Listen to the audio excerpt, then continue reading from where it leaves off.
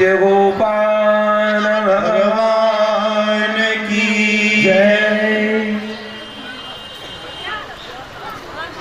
वृंदावन की पावन पवित्र भूमि में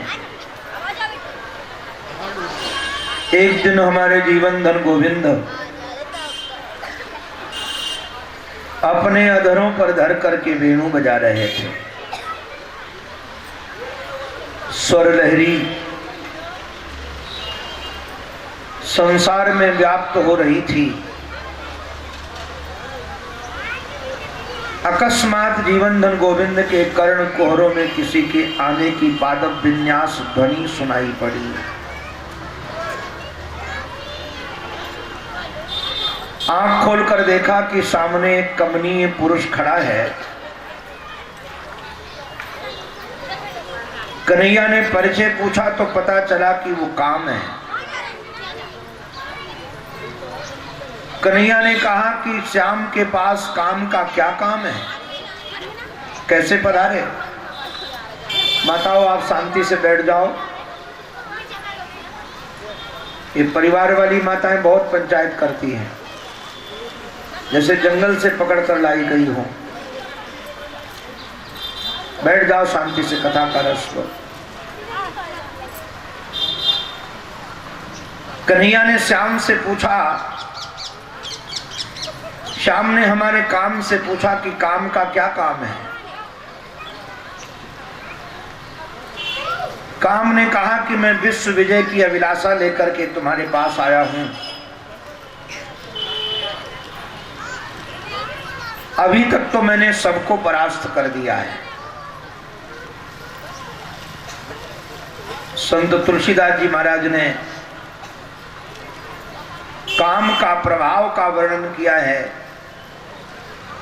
ये सारे जगत को ब्रह्म में देखते थे, काम के प्रभाव से नारी में देखत भले। बाबा ने तो यहां तकलीफ दिया, धरा न काहू धीर, धरा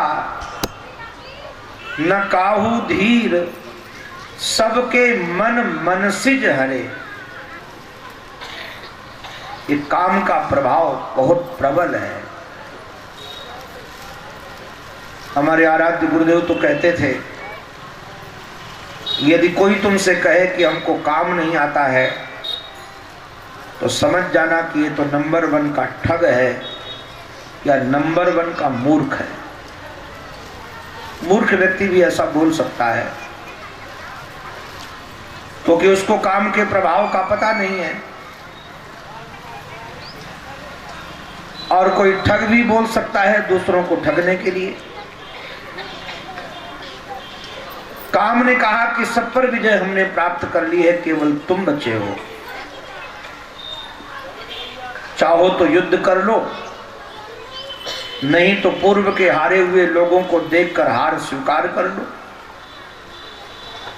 कन्हैया ने कहा कि बिना युद्ध के तो हार स्वीकार करूंगा नहीं।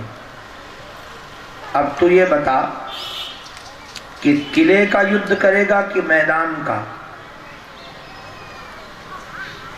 काम ने कहा, श्याम मैं समझ नहीं सका, किले का युद्ध किसे कहते हैं, मैदान का युद्ध किसे कहते हैं? कन्हैया ने कहा कि कन्हैया ने हमारे किले का युद्ध उसका नाम है हिमालय की किसी गुफा में जाकर एकांत शांत वातावरण में बैठ करके यम नियम आसन प्राणायाम प्रत्याहार धारणा ध्यान के द्वारा अपने मन को समाधि तक ले जाए। समाधि में त्रिपुटी लीन होती है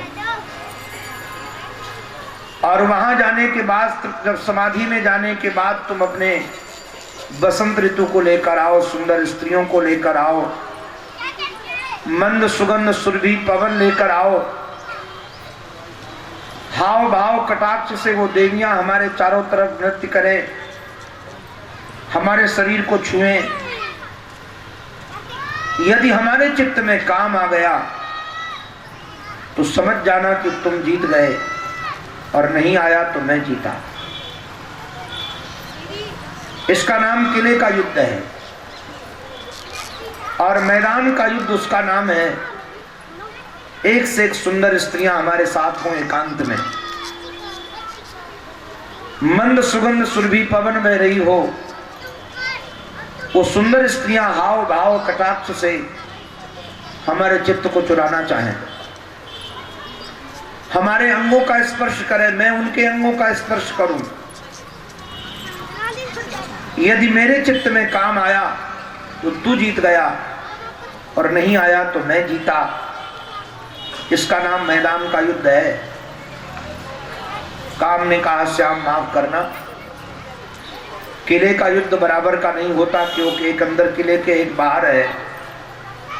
तो बाहर वाले की सेना भी दिखती है किंतु अंदर वाले का कुछ दिखता नहीं है। इसलिए हम चाहते हैं मैदान का युद्ध हो। तो कन्हैया ने कहा कि शरद पूर्णिमा की धवल रात्रि में आ जाना। ब्रह्मादि जय संरूढ़ दर्प कंदर्प दर्पहा जयति श्री पतिर्गोपी रास मंडल मंडन। आज वही शरद ऋतु की शरद पूर्णिमा आई।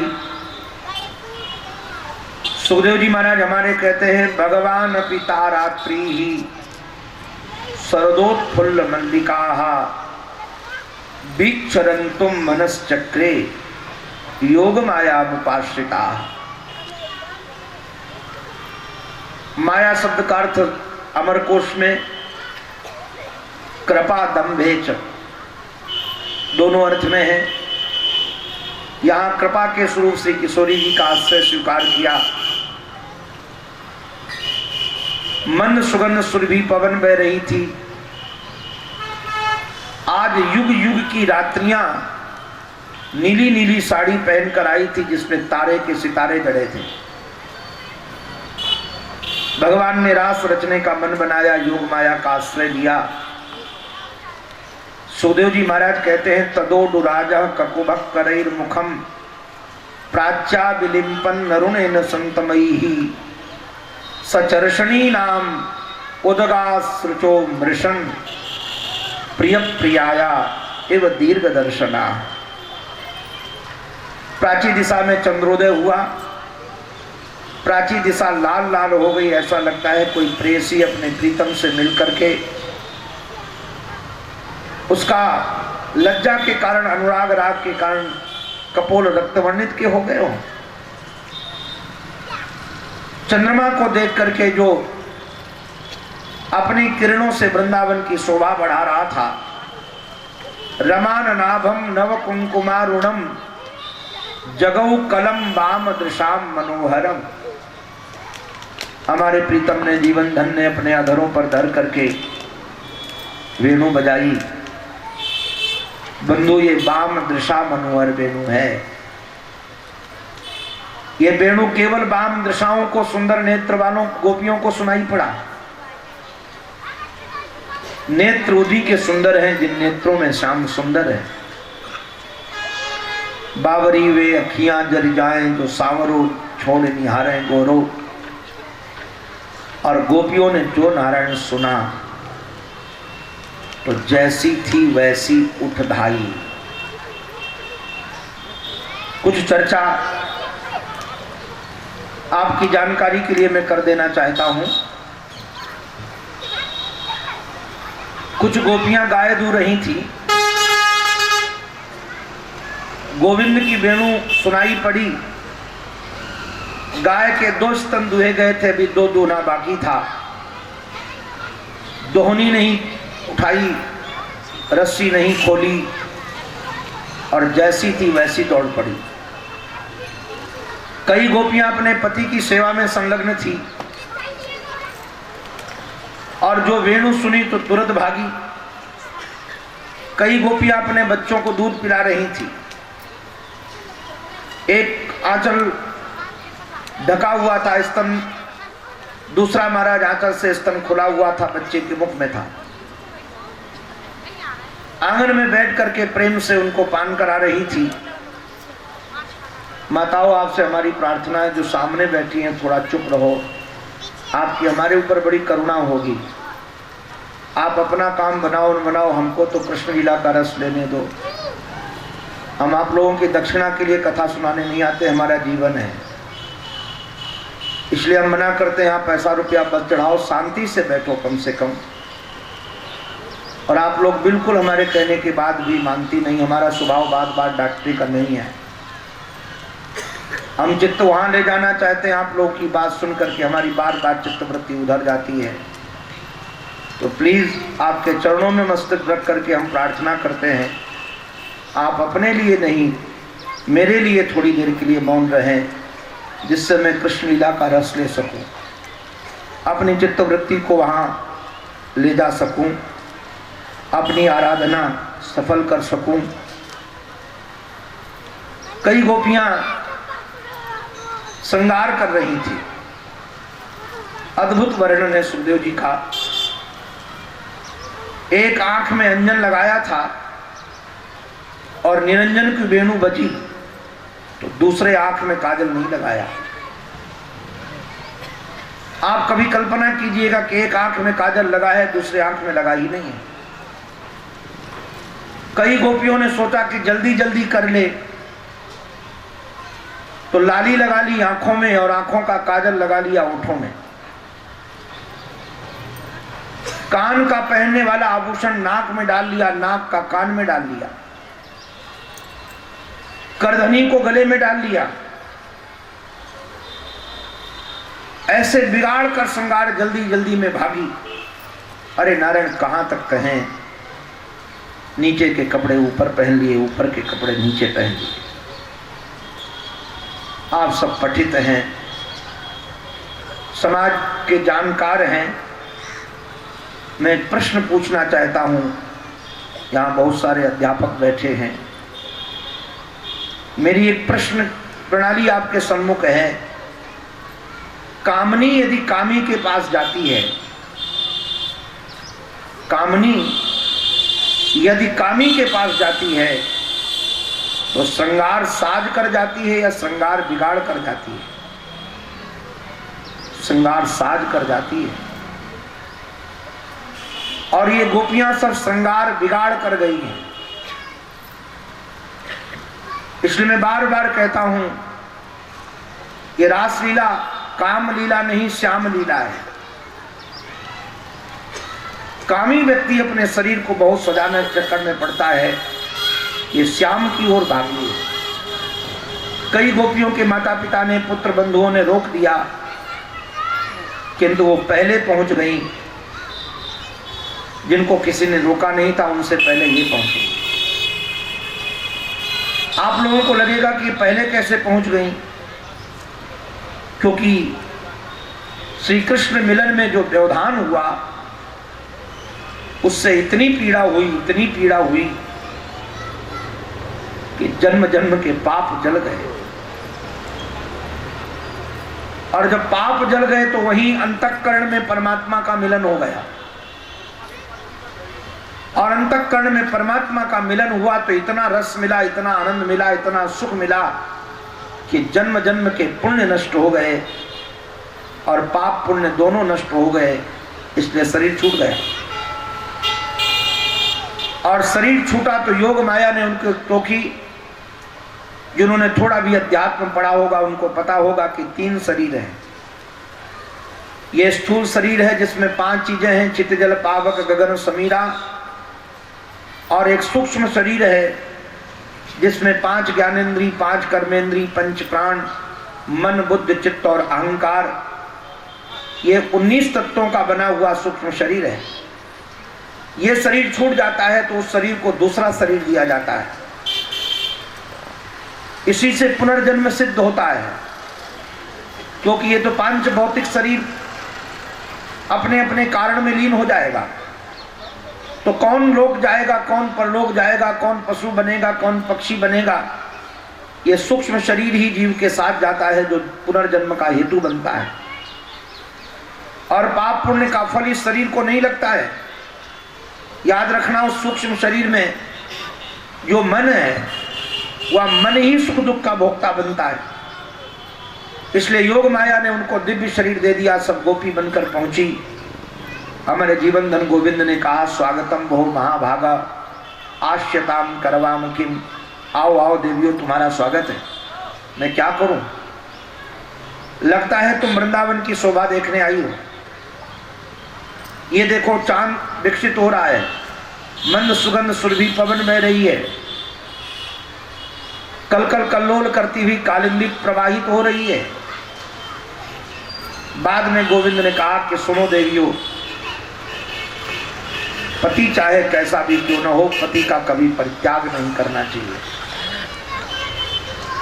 चाहे दुश्शील हो, दुर्भग हो, रोगी हो, धनहीन हो।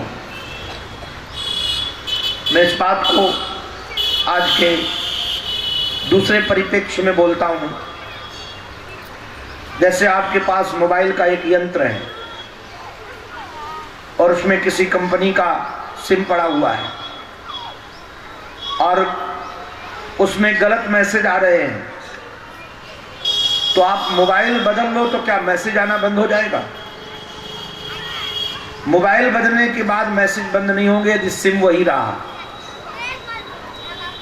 ऐसे ही यदि प्रारब्ध आपका वही रहा तो जाने कितने पुरुष बदल लेना, जाने कितनी स्त्रियां बदल लेना, कभी तुम्हारे भाग्य में सुख नहीं है तो सुख नहीं मिलेगा। ये बदलने से, व्यक्ति बदलने से सुख दुख बदलता नहीं है। इसलिए समझौता करना सीखना चाहिए। हमारे प्रारब्ध के कारण जैसा व्यक्ति हमको मिला है, हमको उसके साथ समझौता करके चलने का विधान रखना चाहिए। हम तो पत्नी की बात क्या कहें, हम तो सेवक बदलना भी पसंद नहीं करते हैं। हमारे बचपन से जितने लोग आए हैं, आज भी कोई हमसे अलग नहीं गया है, हमको पसंद ही नहीं है। और हमारा विचार यह है, चिंतन यह है कि दुनिया में ऐसा कौन व्यक्ति पैदा हुआ है जिससे कोई अपराध न होते हो। हमसे भी गलतियां होती हैं, तो जैसे हम अपनी गलतियों को माफ करते हैं वैसे हम दूसरों की गलतियों को भी माफ करना सीखें। कोई भी संबंध बिना समझौते के चल नहीं सकते हैं। आपको यदि समझौता करना नहीं आता है तो आप भाई भाई के साथ नहीं रह सकते हैं, आप स्वामी सेवक नहीं रह सकते हैं, पति पत्नी नहीं रह सकते हैं। आपको समझौता करना आना चाहिए। तो चाहे जैसा पति मिले, दुश्शील हो, दुर्भग हो, रोगी हो, धनहीन हो। हमारे महाराज जी तो एक बात और ऋषि भी कहते थे। महाराज जी कहते थे, देखो भाई, ये दुनिया जैसी है वैसी रहेगी। अगर सुखी रहना है तो अपने को बदल लो, अपने विचारों को बदल लो। महाराज जी कहते थे कि यदि पति बहुत गुस्सा करने वाला मिले तो विचार ये करना कि हमको जो पति मिला है उसमें नृसिंह भगवान का अंश ज्यादा है। तो नृसिंह भगवान बहुत गुस्सा करते थे। और कहीं पति ऐसा मिल जाए, कई पति देवता होते हैं, महाराज स्नान करके तौलिया डाल देंगे बिस्तर पर, जहाँ चाहिए चप्पल नहीं छोड़ेंगे, वस्त्र इधर उधर अव्यवस्थित गंदे रहते हैं। तो माताओं यह चिंतन करना कि हमारा पति है जो, इसमें 12 भगवान का अंश ज्यादा है और थोड़ा गंभीर ज्यादा रहता हो, कम बोलता हो, कई लोग ऐसे होते हैं, तो समझ लेना कि इनमें राम जी का अंश ज्यादा है। और तुम्हारे अतिरिक्त कहीं इधर उधर भी आंख सेक लेते हो तो जान जाना इनमें कन्हैया का अंश ज्यादा है। अरे भाई, आपको दुनिया नहीं बदलनी है, अपना दिल बदलना है। दुनिया तो जैसी थी वैसी रहेगी। हमने देखा है खूब प्रयास करके, आप लोगों ने मुहावरा सुना होगा, कुत्ते की पूंछ को फुकनी में चाहे 1.5 साल नहीं 2 साल बंद करके रखना, किंतु जब खोलोगे तो टेढ़ी ही जाएगी। ऐसे हमने खूब प्रयास किया है, बच्चों को सुधारने का प्रयास किया। 4 बजे जगाता था, बच्चे नहीं जगते थे तो जाकर पानी डालता था, मारता भी था बच्चों को कि उठो जीवन बनाओ उठना, किंतु मैं एक भी नहीं बना पाया, एक भी मेरे से सुधरा नहीं। तब मैं समझ गया कि प्रयास करना व्यर्थ है। और प्रयास करने के साथ साथ ये जरूर रखना चाहिए, अपना प्रयास करो जिससे जिसका जीवन जैसा हो। हम प्रयास अभी भी करते हैं, अपनी जितनी अच्छी बात शास्त्र की समझ में आती है स्वयं उसके आधार पर जीते हैं, दूसरों को भी जीने को कहते भी हैं कि तो आशा नहीं करते कि हम जो कहें वो मान लेंगे। मानना हो मानो, न मानना हो न मानो। इससे क्या होगा, आपका दिल बहुत शांत रहेगा, आप बहुत आनंद में रहेंगे, और जो आनंद में रहता है वही सच्चा भक्त है, वही सच्चा ज्ञानी है, वही सच्चा कर्मयोगी है। आपके जीवन में बहुत दुख है तो आप कर्मयोग से क्या प्राप्त किए हैं? आप भगवान की भक्ति करने के लिए बैठे हैं और दुनिया आपको दुखद दिख रही है, दुनिया से दुखी हो रहे हैं, तो आपने क्या भक्ति की है? आपका हृदय आनंद के हिलोरों से लहराता रहे। इसलिए सूत्र ध्यान रखिए। बाद में भगवान ने उनको स्त्री धर्म का वर्णन करने के बाद कहा तुम घर जाओ। उन्होंने मना कर दिया